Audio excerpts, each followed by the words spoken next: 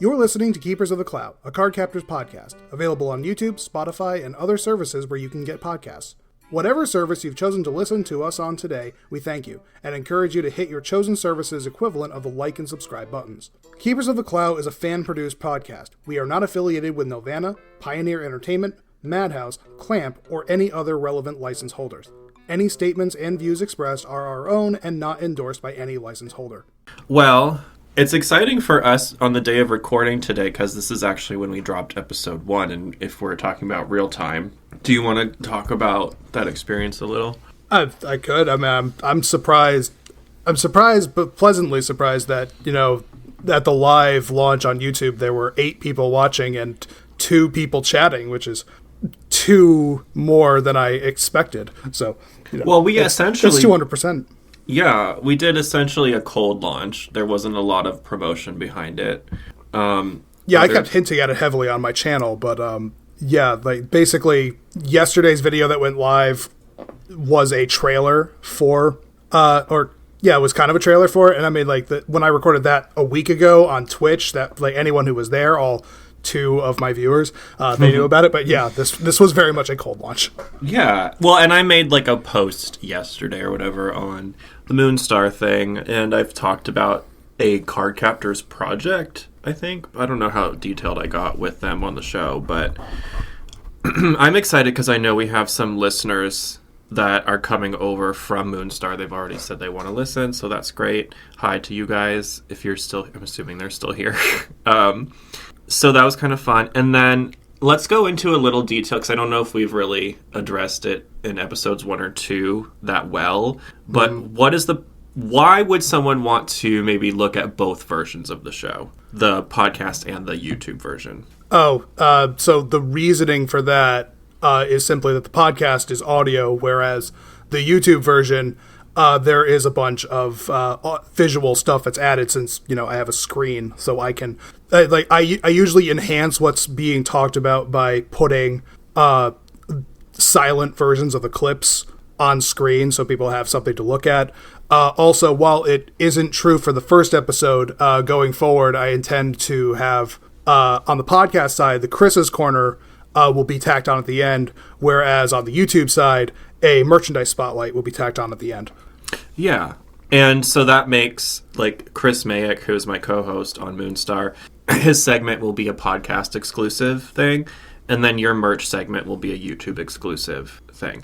Also, I was playing around going forward. I need to see, because the first episode was really long, and I think the second one was kind of long, but as we settle into our rhythm on the actual podcast itself, since there's no visual, I might start adding a handful of clips, audio clips from the show. When the idea is you're listening to the show on the way to work, you can almost kind of still experience the episode through listening it with us a little bit, and then with your imagination without having to actually watch it. You know what I'm saying? So that'll enhance that experience as well. But a couple other things people can check out as well. The website is live, which they can find if they go to vintageanimevideo.com and just scroll down a little. We are featured on the main page there, Keepers of the Clow. And for those of you who make it to the website, there's a few reasons you're going to want to go there. 1, it's cute and I worked hard on it, so thank you. Check it out. But thank you for taking it. It's fun, honestly. It's I enjoy doing it.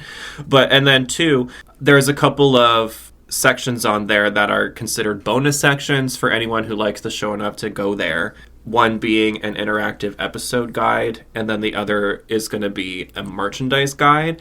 And those are going to update rolling as we go through the show. So I'll handle mostly the episode guide, but my idea is, since you'll be featuring merch, on a rolling basis, we can kind of add that as we go there as well. People can go ahead and check that out. That sounds good. Yeah.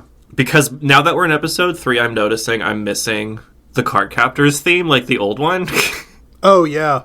So I noticed I uploaded those on YouTube a year ago and never got any copyright anything on it. I don't think anyone owns it. So I went ahead... That's weird. Yeah, I went ahead and just put those songs in on episode 0 because that's pretty much all it is.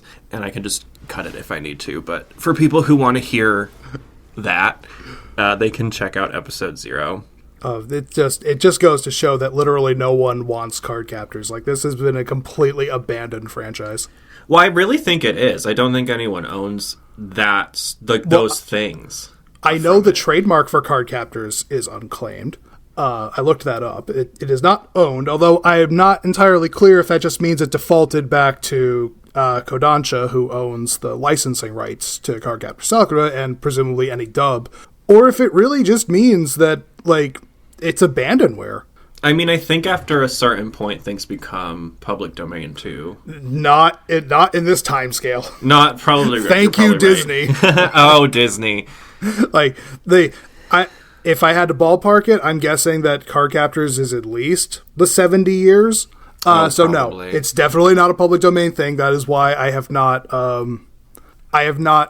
decided to risk yet trying to upload the episodes anywhere.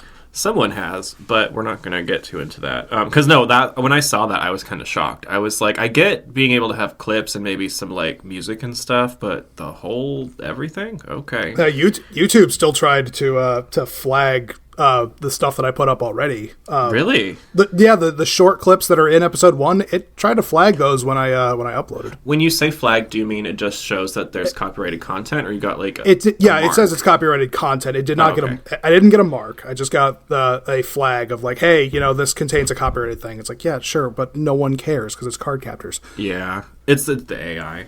But no, I'm not that worried about that stuff. Yeah, I'm not. All right, so let's actually get into the episode. We wanted to do the general episode info and then the card info and all that up top. So do you want to take the lead on that? Yeah, absolutely. I do want to take the lead on that because you've probably been able to tell from me messaging you this week. I am very excited to talk about this episode because this episode is probably the quintessential like Cardcaptors episode. Like when you're talking about when people criticize this series because they cut a bunch of stuff out and they had to change stuff, like, this is the prime example of what they had to do to Cardcaptors to bring it over here into North America. This is it. This is so much. Yeah. I definitely felt that just watching it, and I don't even know what the details are yet, but I could feel it, Oh, good, because that was one of my questions. But yeah, let's start by going over the basic information about this. This episode, this is our episode 3 because it's based off of Cardcaptor Sakura, episode 3, Sakura's heart-pounding date. The English title for this is Allies, which was aired as episode 18 of Cardcaptors. I was going to ask you about that too, like the original air order. That really explains a lot of my questions that I had, but go ahead. Yeah, so as a result, because it's episode 18 of a series that was already played out of order to, get Lee in early, this episode has to bend over backwards to explain why Sakura only has 3 cards that she's allowed to use. But surprisingly, all the versions of Allies that I have, none of them make any kind of attempt to explain why Lee isn't around, like he's not in this episode. So that's one of those things that makes me think that the series was dubbed in order, and then they just sort of had to change a few things along the way. You mean, like, do you think they dubbed it originally in order and then they did a reshoot for certain scenes on this one? Yeah, that's what I think happened. I think they dubbed this series like 1 to 70, like it runs. And then when they were deciding to air it in North America, they decided to shuffle it around. And yes, as a result, certain episodes do have some alternate takes that I found. Between like the TV version and the VHS version. Allies is not one of them. If there is a difference on the PAL version that plays overseas in Australia or the UK, like the 1080p versions that we have, those are the Australian cuts as far as I know, but we still have the Allies dialogue that's identical to the North American cuts. What we don't have, because I don't have a PAL VCR, I can't watch my UK tapes to see if there's a different cut over there. So yeah, that's the background on this episode. It's available on the VHS releases End of Days. No, That's sorry, North. No. It's available on the VHS releases for Best of Friends. Which is the same on the North American and the Canadian versions. They are different boxes, but they're both Best of Friends. That's where you can find Allies. So for people who want to actually get these collectors and all that, the VHS and DVD Best of Friends cover. The one that I'm looking at says DVD. I assume it's the same on VHS. It's the costume from this week, which is sort of the water jester costume. And then you see the card that's featured today behind her. Is that... Yeah. Okay. Yep, that's the one. And if you're on YouTube, there will be a picture of it. What about the other one, if they want to find it? So the other one is a red tape with Sakura also in the water costume, and also I think Mei Ling is on that tape too, because the other episode is Mei Lin's story. Like 2 episodes that in the original run of the series are on like almost as far apart from each other on the episode timeline as they can possibly be. That's kind of like Mei Lin's story is like episode 42, and Allies is episode like 3. You know what we need to do though is put a playlist, not like a literal playlist, but like, how do I say this? A play order if someone wants to experience it in the original air order. Does that make sense? Yeah, I have one of those. I've made it.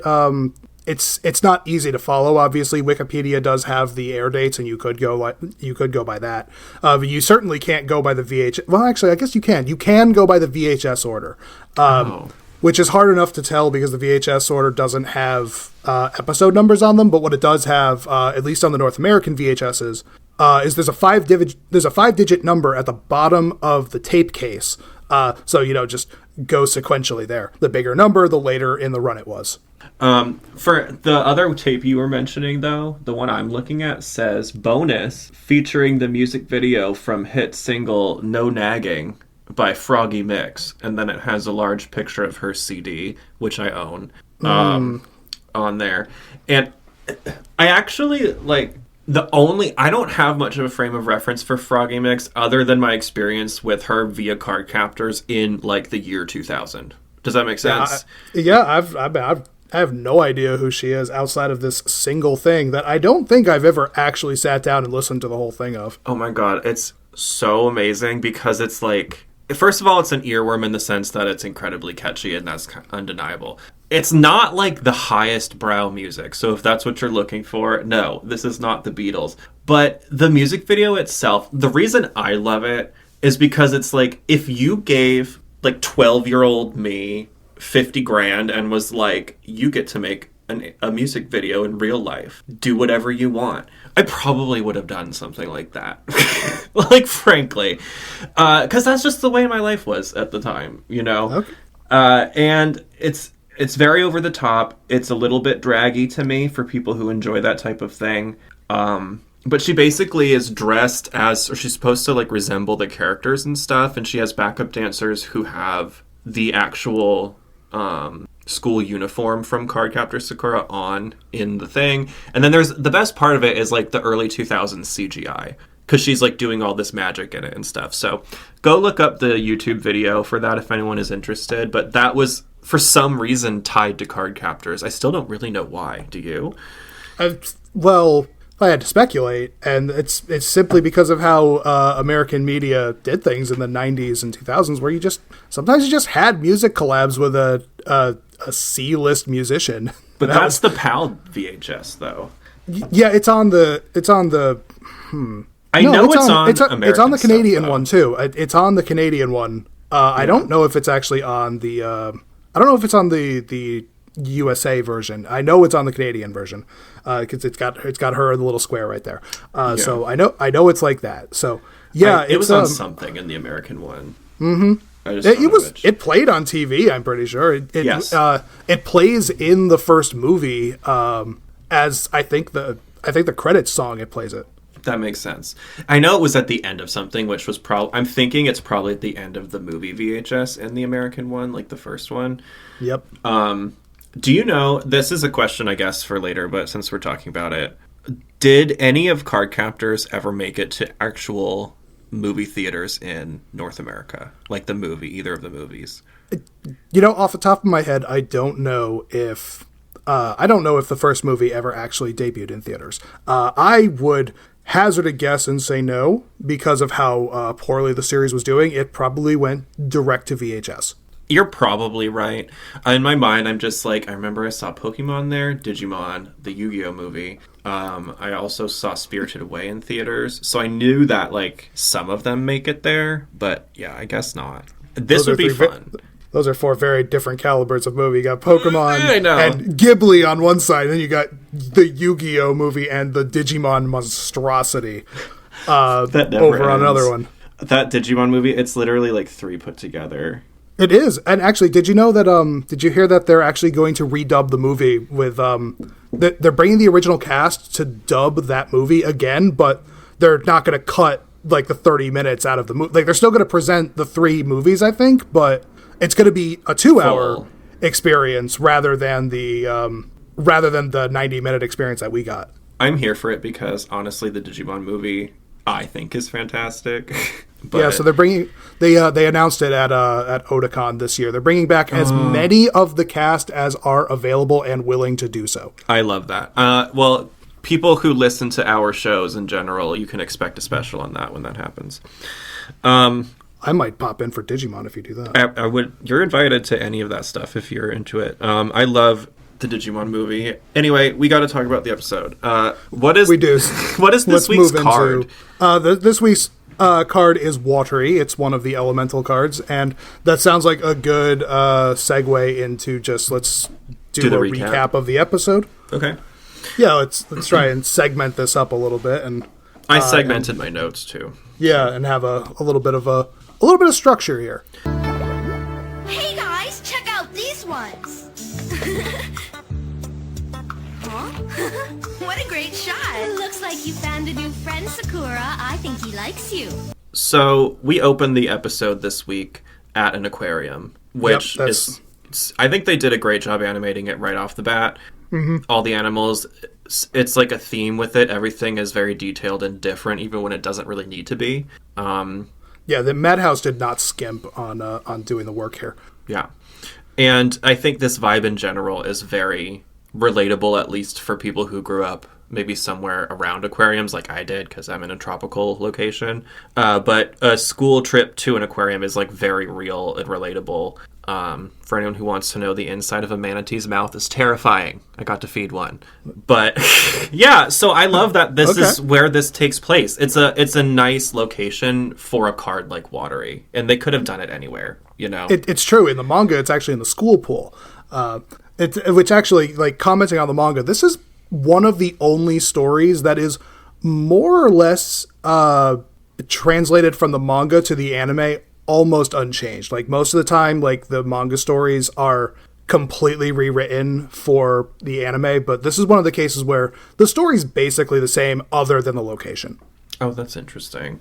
What we see them watching a show, right, with a trainer. Yeah, the Penguin show. Yeah, the Penguin show, very SeaWorld.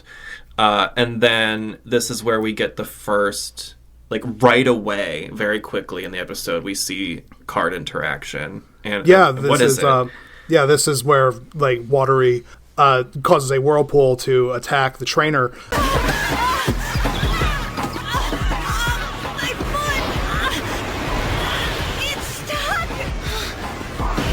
Which already makes me kind of recant my statement from the previous episode where I said that Shadow was one of the most hostile. I mean, it is, don't get me wrong, but Watery is one of 2 cards that tries to drown people. So, I mean, like, you're talking about hostility. I think this one might actually be way worse. Oh, I agree. And I think water is an element that people underestimate a lot for how violent and destructive it can be, actually. Not if you're a surfer. Right, or anyone who's, like, been near the ocean. But still, it is. And I think oftentimes it can be portrayed as something gentle in fantasy, when I think having it be more aggressive is probably a lot more realistic to the element. Yeah, and Watery is absolutely, like when you actually get to see Watery, you can see how vicious she is. She's like this mermaid thing with fangs. Like, she is one of the most aggressive looking cards, and as such, her main instinct is to drown people. I love people, penguins, anything. anything alive, it seems like. And I love that you mentioned the fangs, because whenever I think of watery, I immediately zoom in on the mouth for some reason, because it's that like snarl thing it does, you know? They like to show it. Yeah. And then right after that, though, after like the trainer gets saved by her brother. Yeah, by Toya and Tori. One of the first of many part-time jobs we see Tori having is here at the aquarium. I was going to ask, like, doesn't he just work everywhere? he has the most diverse employment history of the series. Yeah, he could get any job by the time he's 30. He won't, because he's got so much experience. It makes you wonder, like, why he can't keep a job either. Well, he probably just intentionally... It's probably, like, some weird magical instinct where he's like, I just have to be here, I don't know why. And then it's like that happens. I don't know. He is coincidentally, yeah. But we just cut home right after that, and Sakura's cooking. Goes right home. She's in the kitchen talking with Kiro about... she's talking to Kiro about the interaction, and this is a moment where I kind of want to comment on the change between, like, the sub and the dub, which is that the tone of the conversation is still the same, but also Kiro kind of comes off as more lackadaisical or doesn't really care that much. It's like, Kiro, a woman almost drowned. It's like, pancakes, please. Sakura, when are the pancakes gonna be ready? I'm starving! Hasn't anyone ever told you that patience is a virtue? I'm serious, Kiro. Pay attention for a second. Something really weird happened today at the aquarium. Okay, I'm listening. Now, just hurry up with the pancakes, will ya? I actually didn't think about that, but I think I know why they did that. They don't want kids to think too hard about the fact that someone could have drowned, and it's like they're trying to distract a little, I think, from the seriousness of it, because in fact they don't. Small children. They don't even talk about the fact that a trainer almost drowned. They talk about the penguin almost drowned. Kiro, a penguin and his trainer almost drowned today. Well, what happened? There was a whirlpool in the tank. They said that the drain plug may have come out. But I didn't see the water level change. Oh, please. Oh, all right. Here you go. Yeah, well, although that is a very childlike point of view. It's like, worry about the animal. Fair enough. They're kids. But what I did like about it, though, because she makes pancakes, and this whole conversation happens while she's cooking and then eating, and you get this very, again, Studio Ghibli-esque thing with her cutting the pancake and giving some fluffy pancakes. It looks so good, and then that added to Kiro's like you were saying, his kind of goofiness in this moment a little. And I thought the nuance. What it does is it gives us some character development while delivering plot at the same time, which I thought was sort of smart, for sure. But they figure out that it's the watery card here, right? Yeah, they, after Tori comes home and she has to toss him up the stairs, it cuts to their conversation in her room where, yes, Kiro comes out blatantly, or straight up and just says, yeah, that's the water card. You know, Sakura, I was thinking about the incident at the aquarium. You said the penguin and trainer almost drowned. Mm-hmm. Well, penguins are strong swimmers, and the trainers there are naturals in the water. And even if the drain did open up, it shouldn't have had enough power to keep them both down, which makes me think it must have been something else. The water card! Which seems self-explanatory, but again, Sakura doesn't know which cards are which, and Kiro does know what all of the cards are, so he puts two and two together very quickly. It's not really a mystery. Yeah, which also, I mean, what else would it have been? I don't know. There is a wave card, so you could have been that, but it wasn't. Right. And then it goes into the whole rule thing for this episode, which is them bending over backwards, like you were saying, to explain why she can only use Windy Fly or Shadow. Yes, but remember, Sakura, you may only use two in unison. Yes. And this is the part that I figured might have been changed in other versions where you got to see all of the episodes or in order, but instead, since this is episode 18, they set up that rule where it's like you could only use your 3 ally cards, your cards that you've had the longest. Even though, again, when you watch this in the proper order, this is episode 3, you can only use those cards because you only have 3. Yeah. And then we get the flashback to her capturing each one. And Yes. this is where you really feel that choice become a detriment for the first time in a heavy way, because it takes a while, and if you're watching it in order, you just saw it. So it's like, even us, because we're recording weeks apart and we've missed weeks in between, so it's been, you know, a while, and even I'm sitting there like, oh my god, enough already, I know. Like, I thought that was the first instance where I really felt it be sort of a big negative for me, you know? Yes. Counterpoint, though, like I said, this is episode 18, and also, more importantly, so you'll remember that One Fateful Day was episode 21, and the Shadow Cards episode was never aired at all. So actually, Right. This was, like, if you were watching this in the original order, this was the first time you actually got to see any of that footage. Like, these flashbacks were the first time you ever got to see them, which was... therefore is actually a nice addition on their part, because, by the way, these flashbacks are not in the subbed version. These are added for Cardcaptors. That's true, and now that you say that, because I have seen this episode before as a kid, before I saw the whole thing, I didn't notice. Like, they did a good... I didn't clock that they were making these, like, oh, the rule is to explain this, and the flashbacks are because it's out of order. Like, I never noticed any of that. I just went with it, you know? So, like, to their credit, if you are not aware of the situation, it plays, I think, like it should if you're watching it in their order, you know? Yeah, credit to the editor. They actually worked the flashbacks in quite seamlessly with the footage that was already there, with, like, Hero walking around, like, waving his hand and being like, okay, so you only got these 3 cards. You gotta do this and this. Like, remember, you know, Shadow, remember this one. It But felt yes, natural. Yeah. You're right. Like, you know, when you're watching it in order, now it just feels silly. It's like, yes, I know, we just saw these episodes. And it does, I will say it does feel a little plopped in, regardless, you know? It does. But other than that, yeah. After this flashback scenario, we cut back to the school, and Sakura and Madison are there together, and she's trying to figure out what strategy she's going to use. Knowing that this was a change, you can kind of see how it's like they really had to carry it throughout the whole episode. But trying to watch it from the mindset of this is actually episode 18, it's just kind of fun, like, that she strategizes in this way and that there are these rules. It almost makes it more like there's mysterious magical requirements at play that we don't understand yet, you know?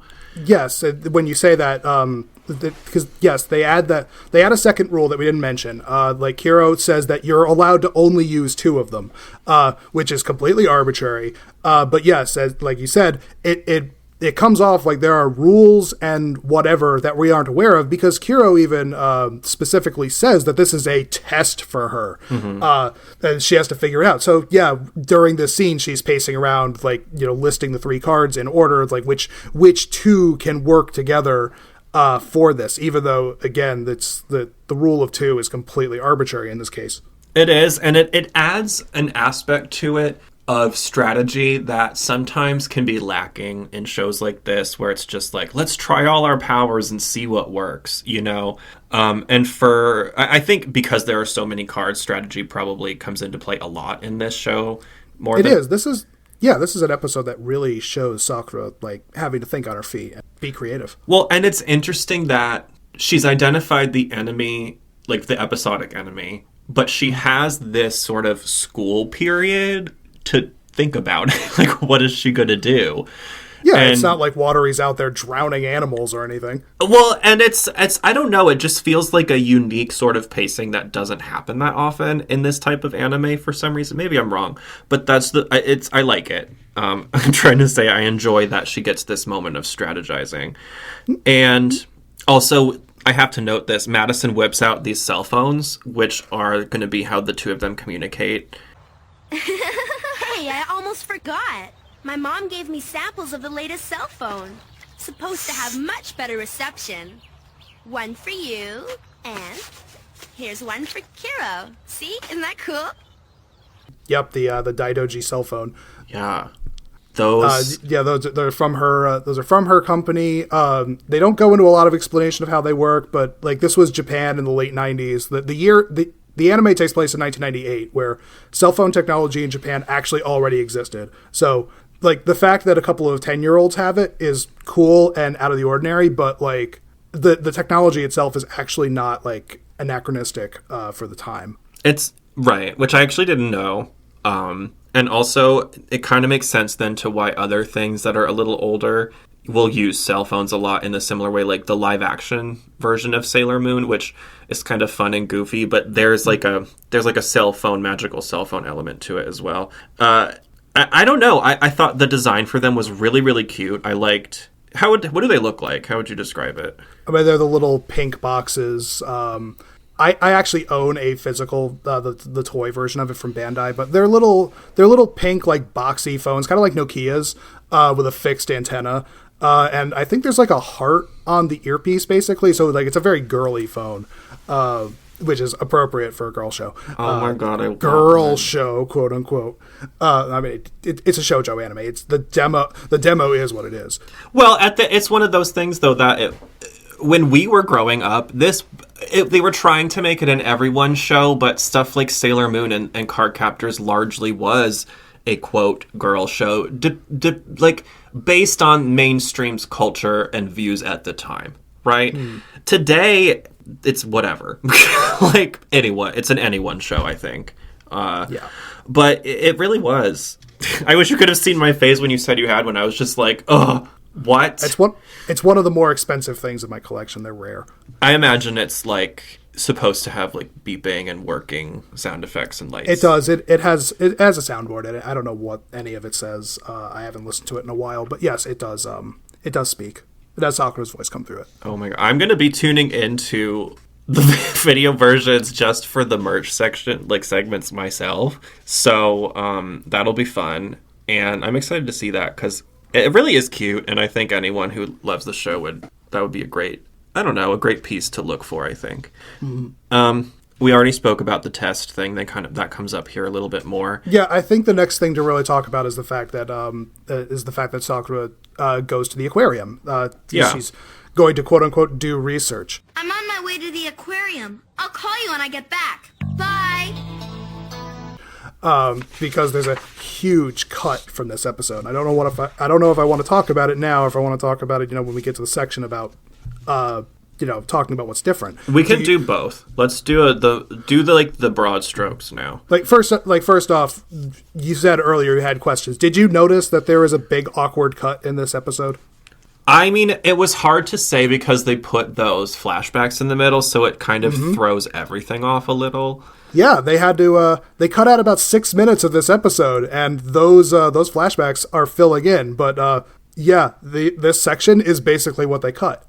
I'm assuming it's because it's supposed to be a date between her and Julian. So this is where. Yeah, so in the sub, when Sakura is on her way back from school, she accidentally runs into Yukito, and that's where Yukito invites her to go to the aquarium with him. Whereas that entire sequence is cut from Cardcaptors, hence, basically the dialogue is that Sakura comes up with the idea to just go to the aquarium herself, and when we get to Allies, when she's at the aquarium, she just coincidentally runs into Julian. Hey, Sakura, what are you doing here? Oh, just looking. Me too. Come on, I'll buy you some ice cream. Oh, great. They make the biggest sundaes in town. And now he is... It's great or hilarious because in Allies, basically, Julian becomes an obstacle for her because, like, Sakura's dialogue implies that she's trying to get away from Julian so that she can do research. Whoa, look at the size of that one. Shouldn't we be getting that ice cream? What's the hurry? Nothing. I just really like ice cream. Look how graceful they are. I could watch them all day. All day? Whereas, the original sub is like, she's excited to be here with Yukito. So yeah, it's this is probably like I said, this is one of the biggest changes that had to be made, like, for an episode. I definitely noticed something was up. I could definitely tell they were supposed to be on a date and they were trying to hide it. That as an adult, I could tell. I don't think I clocked that as a kid. I actually find the whole idea of her trying to get away from him sort of entertaining. Yeah. So I don't think it's that negative. But I get why they had to edit it out at the time. Yeah, and it's not even like she's trying too hard to get away from him. It's basically just that, like, he says something to the kid of, man, I could just watch these fish for hours. And she's like, hours? Oh, my God, I got to get away from you. It's like, I got stuff to do. Yeah. It's stuff like that. But otherwise, that segment all plays more or less normally when they go to the big cafeteria that's got the giant aquarium tube in it, and they're gonna go have ice cream, which in the sub it's shaved ice, whereas it's ice cream here. I guess just because ice cream is more ubiquitous over in North America. It's Big Dairy. Oh my God, I have a thing about it. I'll talk about it later. Oh please. But yeah, that's how that goes, and it goes through. Like, funny enough, they leave in the segment where, well, I mean, you have to. You couldn't cut out the segment where the glass breaks, the whole place floods, Sakura almost gets drowned. Yeah, like, you couldn't really cut that, and Julian has, Fire Axe to the rescue.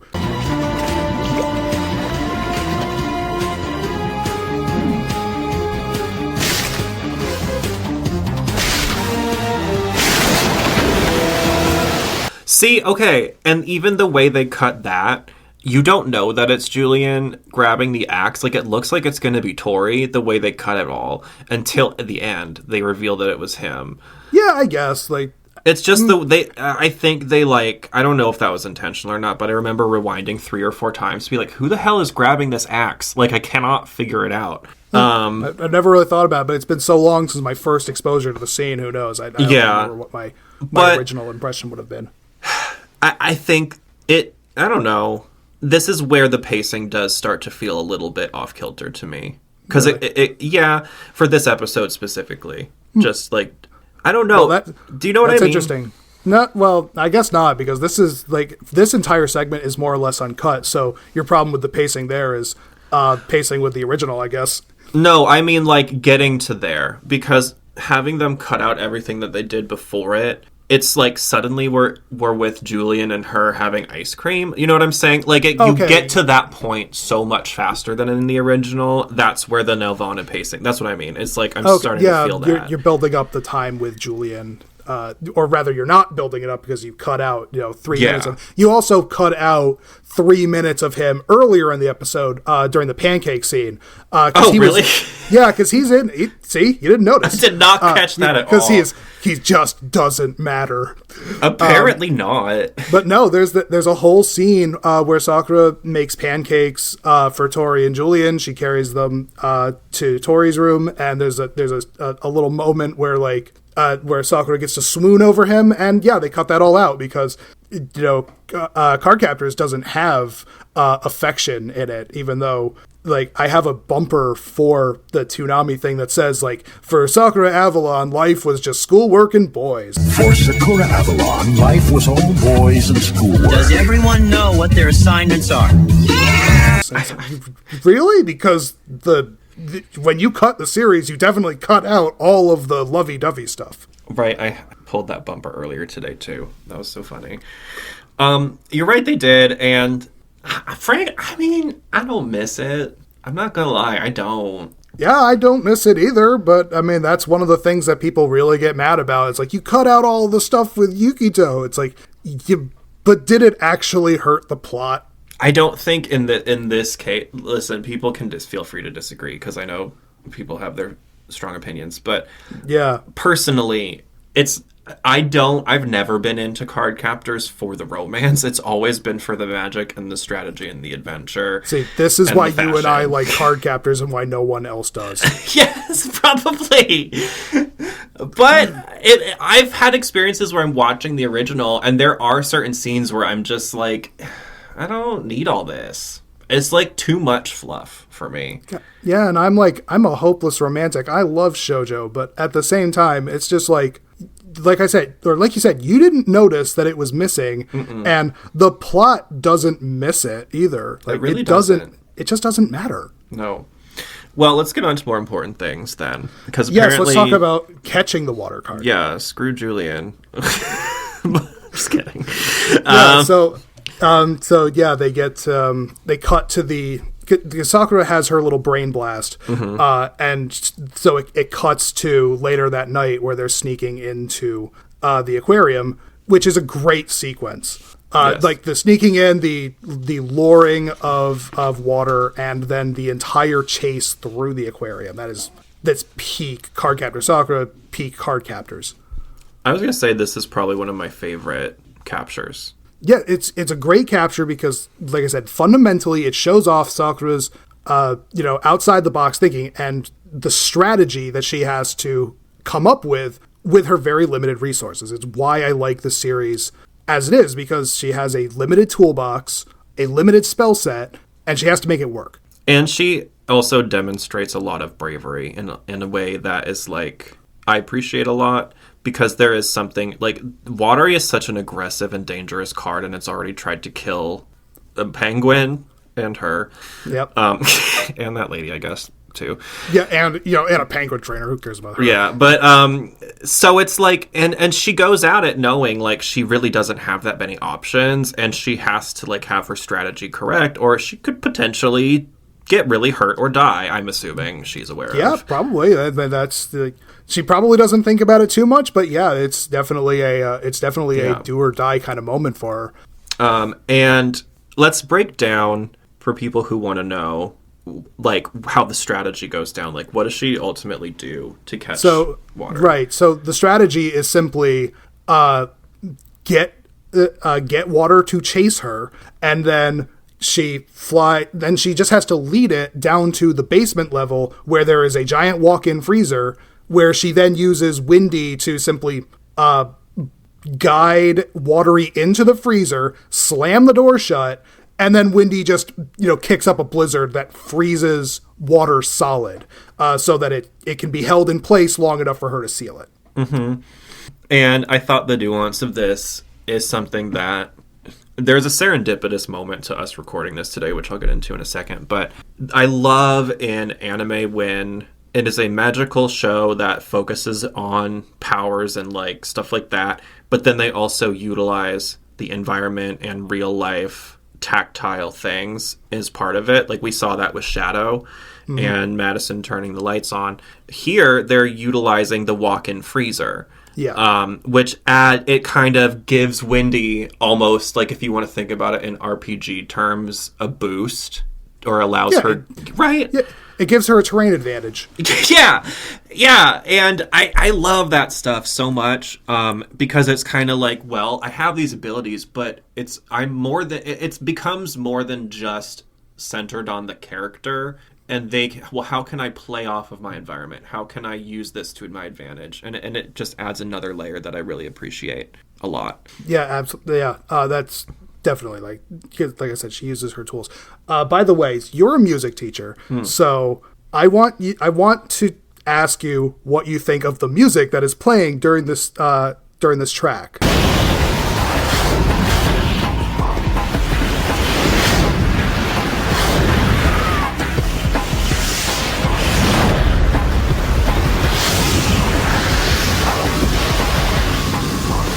Or like during the chase. I enjoy mostly all of the Nelvana music. I would have to go back and rewatch the scene to get the specific track. Oh, you don't remember? It's got such a good... I had to look this up. I think I know which one it is. It's a very 90s hip-hop Boots and Cats like rhythm goes. It's great. I'm going to play some of it. Do it. Over this part. But it's just... This was one of those moments where I was watching, because again, I like to watch Cardcaptors, but this was a moment where I really started to settle in and be like, wow, this soundtrack is actually really good. Cardcaptors has a good soundtrack. Why does no one talk about this? I agree, and I have some of the background music because it was never released officially, where somebody pulled out the overlaying dialogue. So it's not very good quality. But I think the reason is they have some really standout tracks, but from what I was able to find, it's extremely limited. It seems like they made like 7 to 10 and that was it. Maybe. So in which case, I hope I hear this track some more. We will. And I think what they did was they recycled the tracks in a really clever way and probably spliced them together in a way that was smart, and they probably played with speeding up and slowing down in certain instances. But yeah, no, I think musically, Cardcaptors is very strong. It's one of the things that I always come back to for it. I've used some of the music stings in Moonstar just because I like them to try and like throw nostalgia moments at people. And I included some of it in the if people listen on the podcast feed, some of the songs we're talking about are showing up sort of here and there. So yeah, I had to look it up since we recorded episode 1. At least the title theme was done by a musician named David Doré, I believe is how you pronounce his name. I've reached out to him for any comment about Cardcaptors. It's been about a month, and I haven't got anything, so I mean, like, might as well send another one. yeah. But so far, I don't know if he's responsible for the rest of the music in the series, or if it was licensed music. But yeah, so I just want to throw that name out there, at least that's who wrote the original Cardcaptors theme.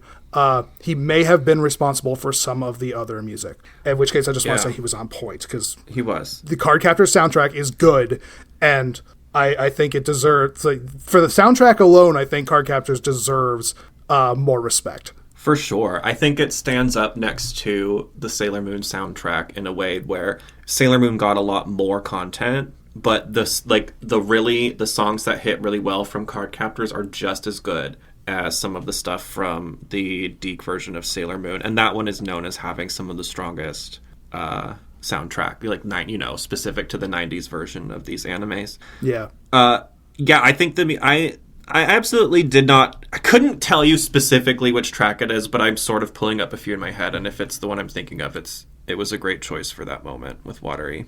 Yeah, it's great. It's just it made the entire sequence really work. And to say, not to dump on the original track, like, the original soundtrack for Cardcaptor Sakura is great too. It's a good soundtrack. I just want to say, I think the Cardcaptors soundtrack actually does the series more justice than people give it credit for. I think it carries the series more. Well, I have to agree, because I've seen the original Cardcaptors too, and like, other than the theme song, I really can't pull any of the original soundtrack up just in my mind on a whim. It probably has something to do with the fact we've been watching this version, but I can usually pull up something from Cardcaptors pretty easily. Like, it's more memorable. I would argue that's probably just more of a recency bias thing and an exposure bias, because, like, I'm pretty sure I know what the song that went with this in the sub is, which I will place right now.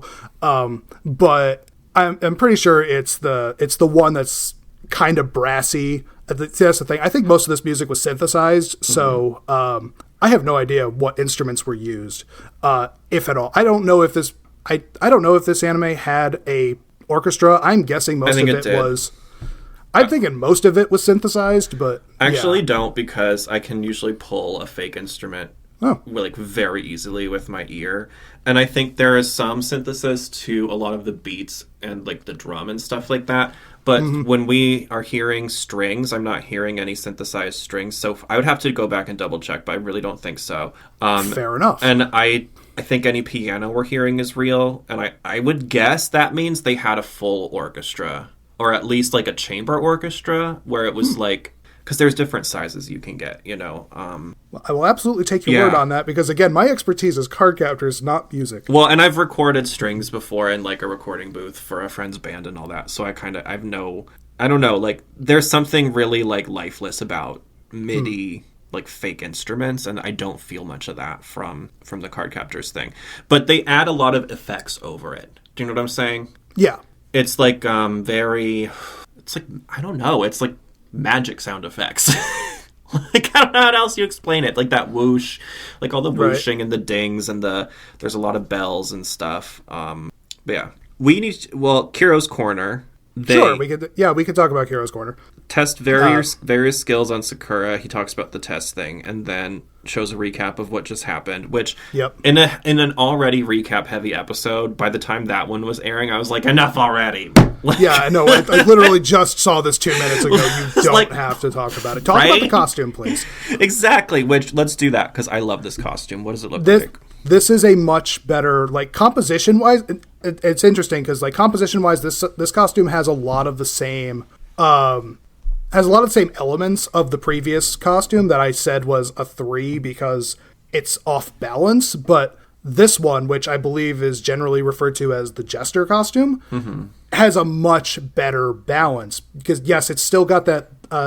It's still got basically the swimsuit look, but it takes away the cape and replaces it with those kind of like dress trails, and takes away the long socks and puts them as short boots. So I think there's more composition that's kind of like, if I say that, like, it centers the clothing kind of more on her center of mass and moves the hat and the boots to their extreme. So like there's a better balance between the elements on this costume.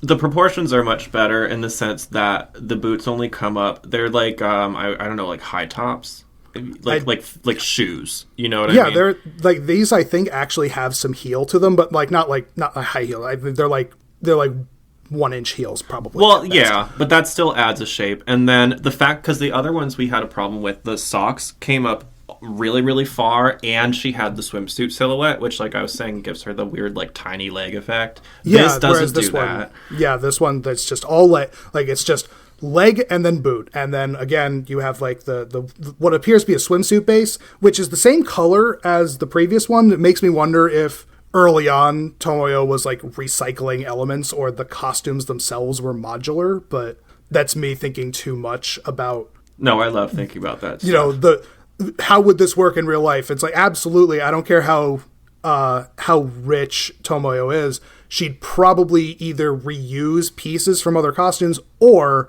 just like I said about, you know, she's bought a bunch of sneakers and modifies them, she probably bought, you know, a case of blue swimsuits. Yeah. And uses those as a base. I imagine she has very much like a closet full of pieces that get like put together as she needs.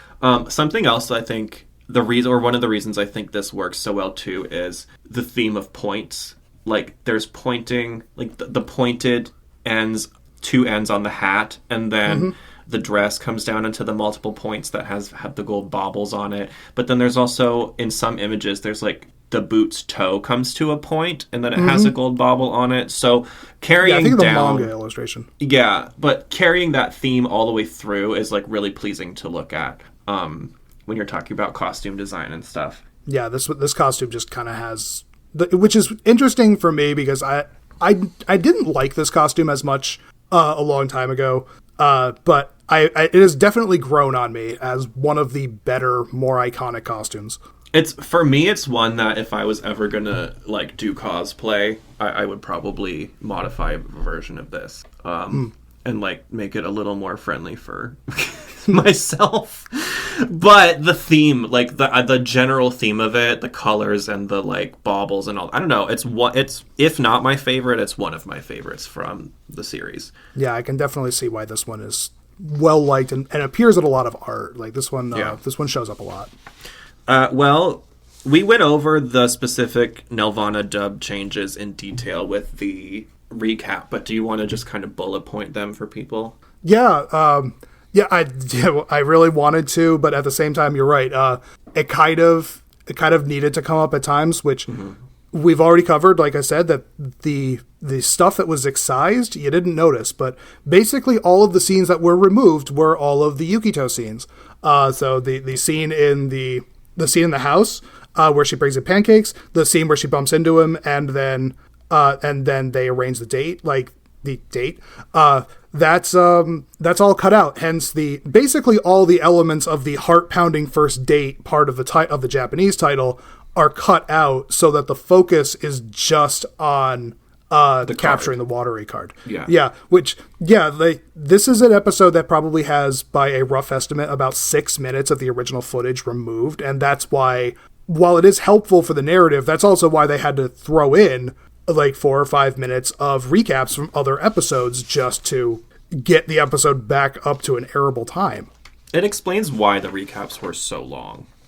Yeah, they had to fill in like 4 or 5 minutes of footage because, like I said, they cut out 6, and it fortunately the stuff that they inserted at least served a purpose. Yeah, and I would say that is this the first episode we've encountered where. I think I would have to, this is the first episode we've encountered where knowing that there are cuts they were noticeable to me, you know. They were, you did say they were noticeable, but you also couldn't really say, like, you know, what was cut. Like, you didn't miss them when they were gone. You just noticed that there was a big hole somewhere, and you're like, you didn't really care what went in the hole. It's just, you just notice it's there. And it's one of the products of because I know, then I'm looking for it. But when I didn't, I wasn't. And that's why I'm saying, like, when I was younger, I really don't remember anything standing out as missing from this episode to me, from my memories. So that, to them, you know, like we said before, we give them some credit. Are you ready to rate the episode? Yeah, I mean, I could talk about more of the little scenes that get cut, but I'll probably just kind of, like, throw them in. Like, they're not, like, full scenes. They're just, like, moments. Like, there's an image of Sakura running through the aquarium all excited to go see the penguins, which, why'd you cut it? It was cute. Oh. Like, it's silly. It's not necessary, but it's animation. Nothing is necessary. So why cut it? Like, I don't know. Why not leave it? Yeah. The only element that I think is the reason for is it's another example of the series trying to make Sakura, who, let's be clear here, is a 10-year-old, make her seem less childish. Yeah. Which is baffling from a marketing standpoint. But again, this was a series that they tried to edit so that it could be a boy and girl show. And part of what went into that was trying to take away some of Sakura's cuter moments where she's just being a normal 10-year-old girl, and tried to toughen her up a little bit. Yeah. Try to make her a little more of an action girl, I guess. Sakura Avalon is a totally different character. Sakura Avalon is absolutely a different character. That's like I said it. I think in the first episode, everyone's a jerk in Cardcaptors. Sakura Avalon is definitely more assertive and I wouldn't say abrasive, but she definitely is a little more snippy than Sakura Kinomoto. Mm-hmm. She definitely, I like that in her character. I think that's why I responded to her at a young age specifically. And I still, as we're watching the show now, I find myself responding to that aspect of her character in a positive way. I don't think that her being a true 10-year-old is necessarily a negative thing either, though. But it is just different, you know? It is different. There's a moment in the series where I think is the quintessential, change to her character that really shows off the difference between Kinomoto and Avalon. But that's like 20 episodes away, so we won't get too caught up on it. We will get there. There's another moment that is only like 4 episodes away, and in Lee's debut episode, the actual Cardcaptors episode 1. So stay tuned for that. We'll discuss it. Yeah, which I'm excited to get to that too, because as we're going, I'm starting to like try to piece together the experience of watching it in the original air order, which is the not correct order. So again, to remind everyone, this episode would have been number 18, not 3. Yes. We could make like a big timeline or something that actually shows, like, you know, I think I will. The Cardcaptors count versus the Cardcaptor Sakura count versus the Cardcaptors count. Because on the episode guide right now, the way I have it set up, I have a spot where it says originally aired out of order as episode blank, and then it'll say like, you know, or I might just change it to like the Nelvana air order or something. But yeah, that's my chart. Just goes like Cardcaptor Sakura episode this, Cardcaptors episode this. But then the air dates are different though, right? They are, but I also don't give much credence to that, because like the original air dates I think were June 2000 on Kids WB, but then they aired on Toonami, I think, in 2002. And Toonami may or may not have played additional episodes. I never caught it on Toonami, so I am unaware. I didn't know it was on Toonami until I found the bumper from it today. Yep, so. That's like roll the bumper. You've been chosen to get the Clow cards back. That's what you gotta be worried about. Yeah, roll the bumper. We should do that to get into the some segment. But yeah. So air dates are helpful, but just as easily, you know, I just use the numbers on the back of the tapes right. The sequence in the tapes is generally how I just go with it. Right. Is there anything else we need to add about the episode, like changes or anything? nothing else about... there's nothing important about the changes. Those are all the major ones. So, yeah, I think we can talk about rating the episode and the costume. Okay. I guess I'll go first on the rating today. I give the episode a 3.5 out of 5. I would have rated it higher, but the recap section was really a lot for me. For some reason today, I felt like kind of a vacuum of fun. I don't know why it hit like that bad in the moment. And like I said earlier, I think it sets the rest of the pacing after that point to feel a little bit haphazard and fast. And then it made the card capture itself feel fast, even though I don't think it was compared to other card captures. But it was like, I think I was sort of still jarred from like the jerking around of the editing a little. Positives, though, I really thought the design for the aquarium was cute outside and inside. I really enjoy that. And I like that in episode 3 already, we're not like repeating locations a lot. They already are changing the scenery quite often, for sure. So yeah, the episode as a whole, the Nelvana, gets a 3.5. I would like to rate it higher, but the editing was a little bit of a bummer for me. All right. Well, I will go ahead and rate it higher for you. I'm going to give it... I would say I'm going to give it a 4 because, A, it's working off a very strong episode, but rating this purely by the Nelvana thing, yes, the recaps were repetitive because of where we watched it, but if you go by the context of the original air order, this was the first time you would have ever seen that footage, so it served a valuable purpose for people who were watching it in the original order, so it wouldn't have hurt as badly. And I also want to give it praise that for an episode that had 6-ish minutes cut out of it, you barely notice, which I think is just a credit to the quality of the editing. So like I said, I'm going to give it a 4 out of 5. 4 out of 5. What do you guys rate this episode? Post a comment. If you're watching us on YouTube, just comment right there. If you're listening to the podcast feed, we're going to be posting every time we drop an episode on Facebook, so comment on a Facebook post. Or leave us a 5-star review and let us know there what you would give this episode and why. What about the costume? So I've already gushed about the costume. I'm definitely giving this one a 5.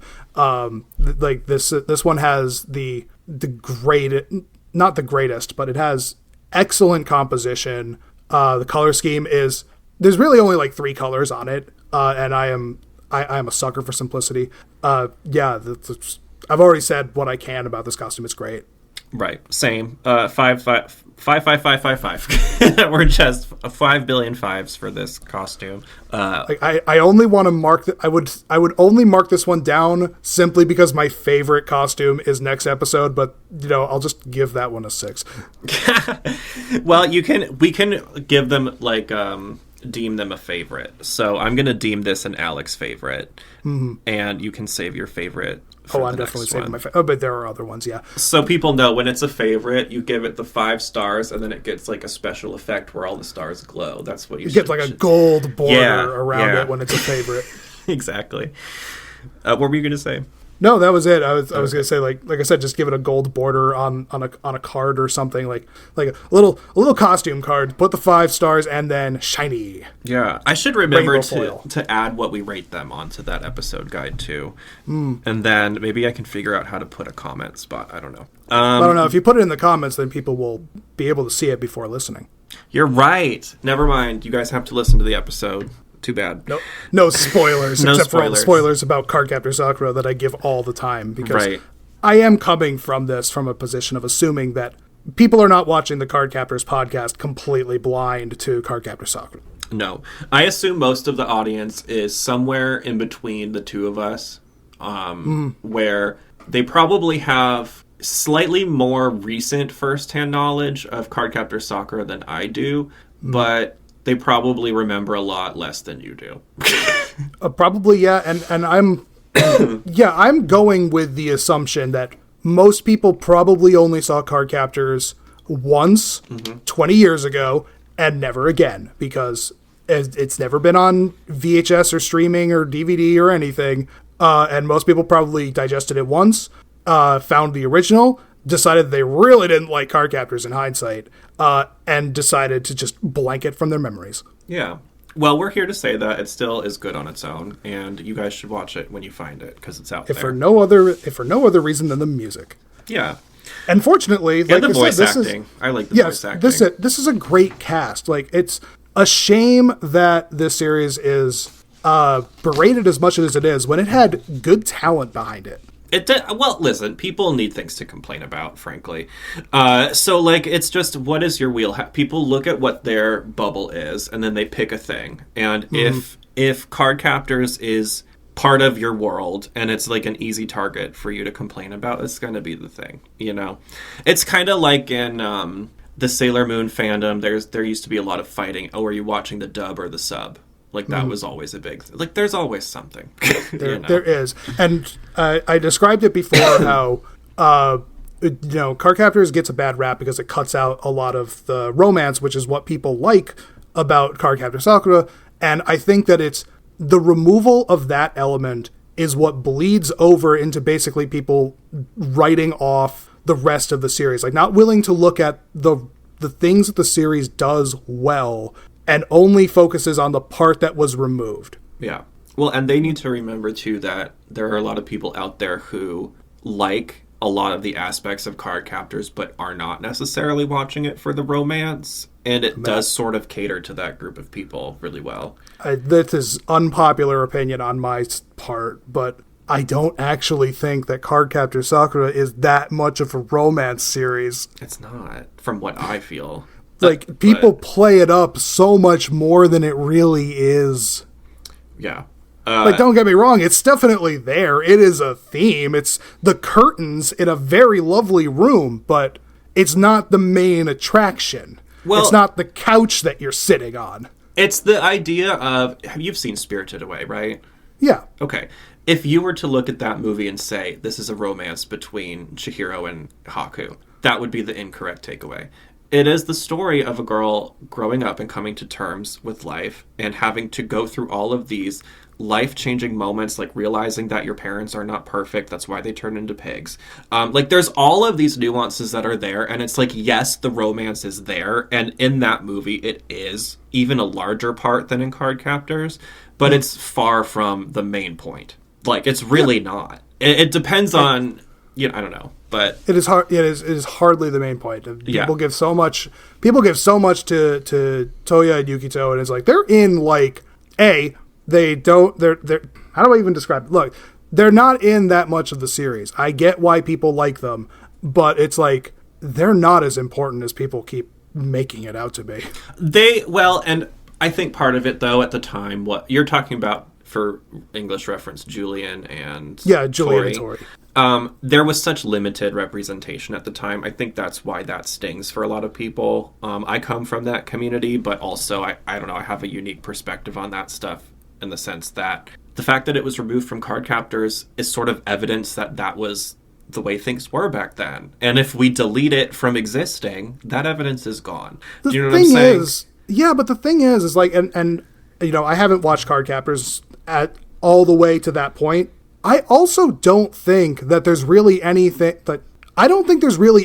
from Toyuki to remove from the series to begin with, because the series doesn't do anything with them. It's very light. Like they are quote unquote a couple as much as JD and Turk are from Scrubs. Like, they are, and it's I don't want to get too high on this soapbox, but platonic male friendships are a thing, and we can have them. And I'm not taking away from the people who like Toyuki for what it is, because Clamp have asserted that, they are closer than a couple of bros. But I'm just saying, there's not that much to remove from the series to begin with, because the series doesn't focus on them. No, and I agree. I'm kind of right there with you, though. It's like, I get why people are stung from it from the representation perspective, but again, I don't watch it for the romance, whether it's straight or not. Right. It still applies for me. So the one thing I'll give everyone is they took out that. No, I won't cover that. We'll go with that. That's many episodes away. I won't talk about that one. We're getting off the rails again. We are. I got to get back off my soapbox. I just wanted to talk about Cardcaptors. Yeah. Well, let's do a wrap up. And we said it at the top of the show, but just a reminder, there are 2 versions of this show. The next segment we're going to get into, if you're listening on the podcast feed, is the Chris Corner segment.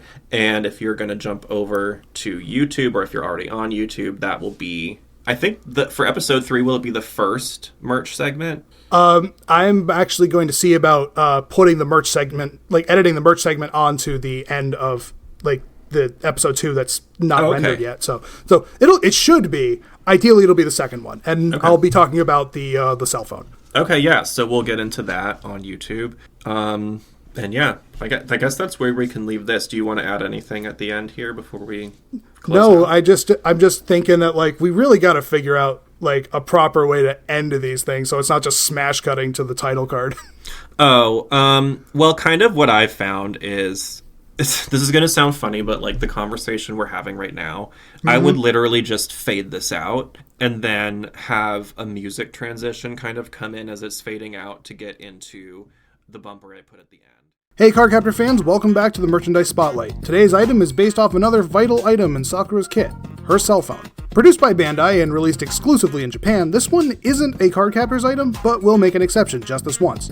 So let's take a closer look. The toy is impressively screen accurate, looking almost exactly like it does in the show, only changing some small details like replacing the telescoping antenna with a fixed one. And you may be asking yourself, can it make calls? Yes, as long as all you want to hear is Sakura's answering machine.